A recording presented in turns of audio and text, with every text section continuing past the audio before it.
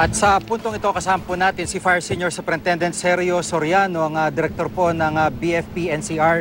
Magandang hapon po sa inyo, sir.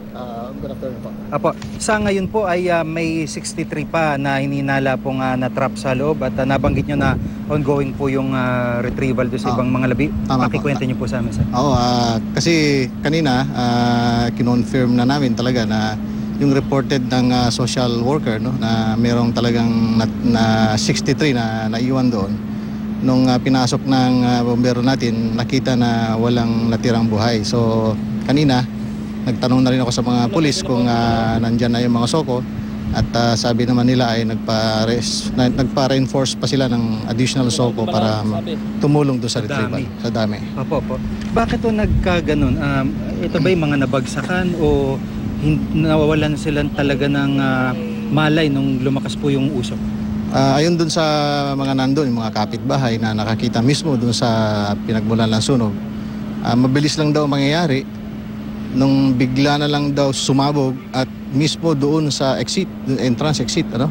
At kaya hindi na nakalabas talaga yung mga trabahador doon sa fabrika. Opo. Kumbaga bago pa na-alerto yung ibang nasa kaloob-looban, wala na hong chance. Wala na po. Opo. Ngayon ho, dineklarang under control.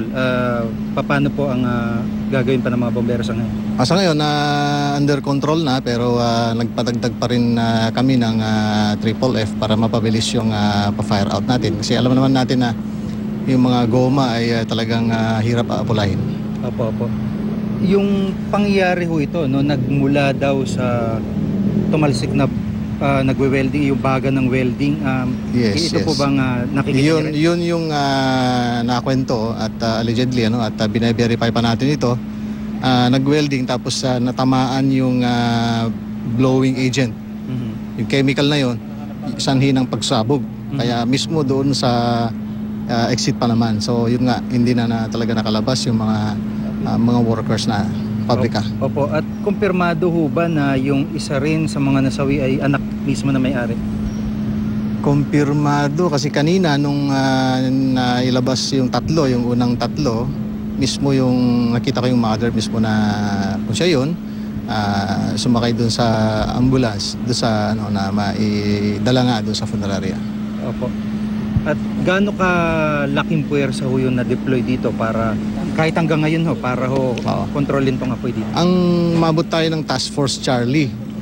So pagka Task Force Charlie kasi, bawat task force kasi tumutulong ang mga ibang distrito ng Tigit-Tigisa, fire truck. Pangalawang Task Force Bravo, another Tigit-Tigisa. So patagdag ng patagdag yan hanggang Task Force Charlie. So yun lang talaga ang naging problema. Alam mo naman pagka goma yan, yung usok yung usok ang talagang matindi dyan. Although ginamitan namin lahat ng meron din kaming SCBA, talagang pinipilit namin pasukin. And then yung triple F, malaking tulong din yun.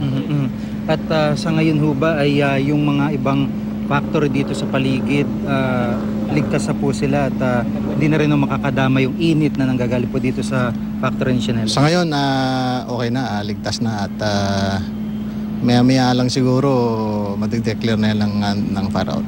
Opo. At sa ngayon po, sa tingin nyo, mga gaano katagal gagawin yung retrieval sa labi ng ibang mga nasawi po dito?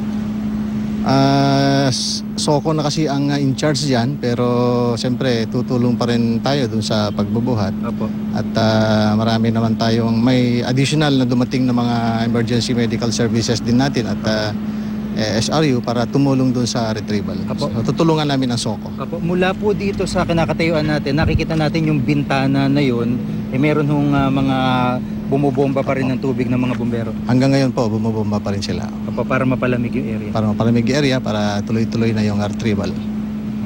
Maraming salamat po sa pagkakataon. Si Fire Senior Superintendent Sergio Soriano, ang Director po ng BFP NCR. At gaya po ng inyong nakita, mula ho dun sa bintana na ating nasisilip mula dito sa ating kinatatayuan ay nagbubuga pa rin ng tubig itong mga kawani ng Bureau of Fire Protection nang sa gayon ay patuloy na mapalamig yung lugar kahit pa halos manipis na usok na lamang po ang nakikita at kumpirmado po na hindi bababa sa 6 na po yung labi na nakita nung mga bumbero na unang pumasok dito sa area at ngayon yung SOCO na rumisponde ay humingi pa ng backup para ho talagang maparami yung kanilang pwersa dahil sa dami ng kakailanganin nilang i-retrieve na labi ng mga trabahador na hanggang ngayon ay nasa sa loob pa po ng nasunog na pabrika.